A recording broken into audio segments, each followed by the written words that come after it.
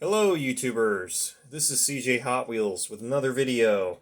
It's been quite a while since I've posted anything Hot Wheels related, but that's because we've been in a major dry slump. But that all changed within the last week. Finally some new cars at Walmart Neighborhood Market, and the latest rendition, Publix, is literally the last batch that came in at Publix was 4 months ago in mid-November. But just yesterday at my work, since I work at Publix, they just got in a fresh shipper of e-case cars. So I'm very happy to finally find a new batch. But let's go ahead and get started. A lot of these cars, they're mixed. So some of them were found at Walmart Neighborhood Market. Some were even found at Target. But for the most part, they were at Publix. So let's go ahead right off the bat. So this is the Mercedes-Benz 500e in white.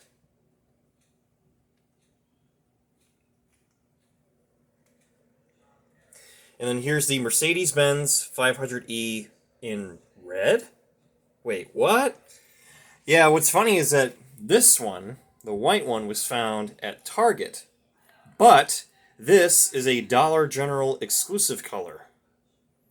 There were reports of Target's getting Dollar General cases, and this is one of the exclusive colors for Dollar General.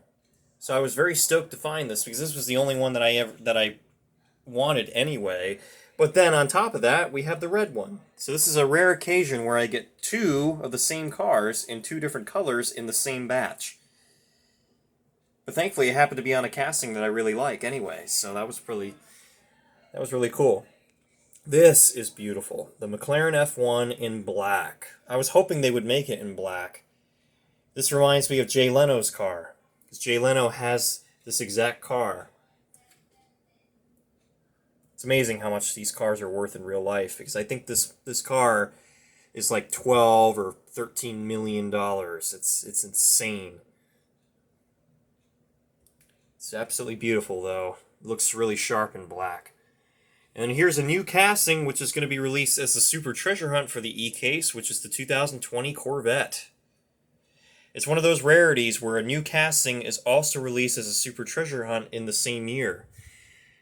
Hot Wheels has only done that twice. The first one was with the 2017 Ford GT from 2016 and the 17 Audi RS6 Savant from 2018.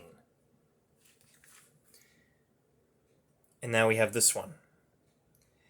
I still like the Matchbox version better. It's better proportioned, and it doesn't have the large rear wheels that ruin the stance of it. This is nice.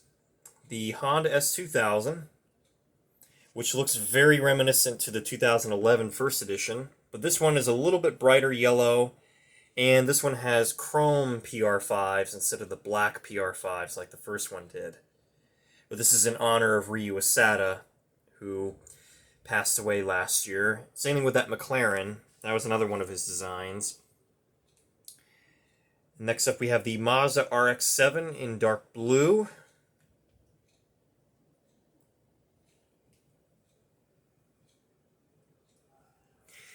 And next up we have some D-Case carryovers. So this one is a 63 Studebaker Champ, which would have been the Super Treasure Hunt for the D-Case.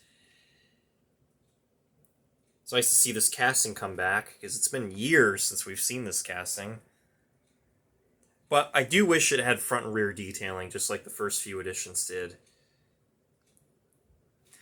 Check out this little thing, the tuned TV series Batmobile. I'm not into tuned cars all that much, but this one was a rare exception, because I do like the original TV series Batmobile.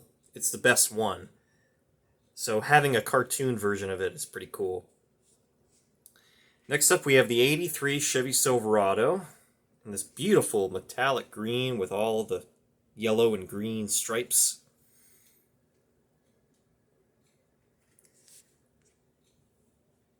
That one's nice and sharp. And then we have this beautiful, another green, a darker green, Custom 01 Acura Integra GSR, which I was going to pass at first because I didn't like it. I didn't like the way it looked online. But what sold it? The rear. It's got rear detailing, so that was a win for me. That's really nice. And then we have the Recolor Toyota AE86 Sprinter Truno in red, which is also nice and sharp. Goes nicely with the white one, which I still have on the pegboard up here. This is nice. And then this other new casting that I wouldn't have considered, but it is pretty neat because it reminds me of a vintage Jaguar E-Type, but it's called the Glory Chaser. Very British looking. I mean, it's in a green color very similar to British Racing Green. It's got the yellow stripes, it's got the number on the side, 22 for 2022. So that's pretty cool. I like that. Next up we have the Toyota Land Cruiser Series 80. Looking really dirty because it's an off-roader. I do like how they still kept the front end detailed. And I do like the brown tires to make it look like it's covered in mud. It's a nice little touch. I still like the first edition better in gray with a cleaner livery, but this one is pretty nice as well. I like it. I like how they made it look realistic. Well, this one is an E-Case, but these are a couple new cars to me that I recently found, which are from the C-Case, which is the Ford GT40 Mark IV in the Golf livery.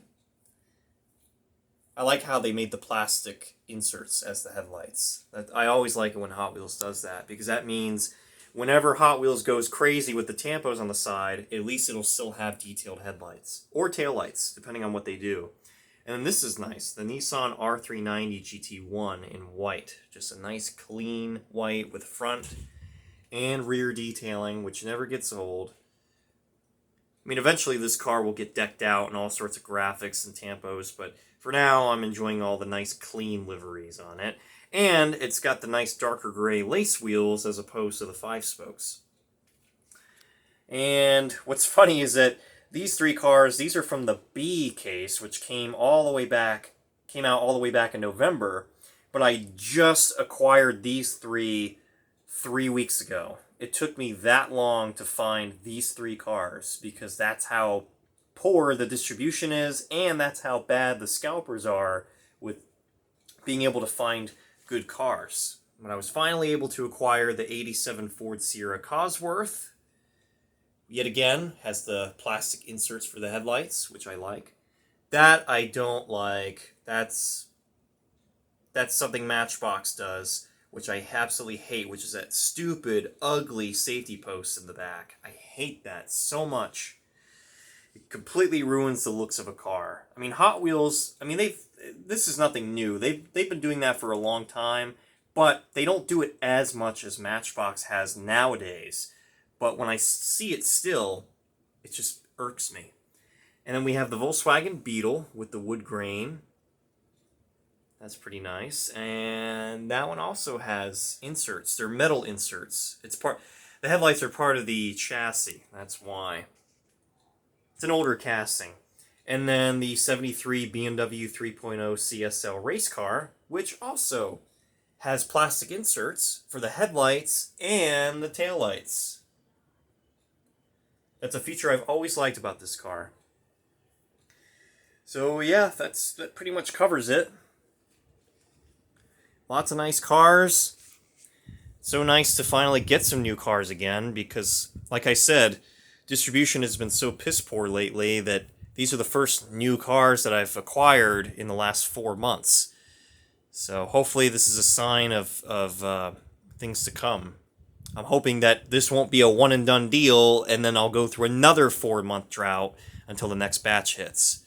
Hopefully that won't be the case. But there you have it. Take care. Happy collecting.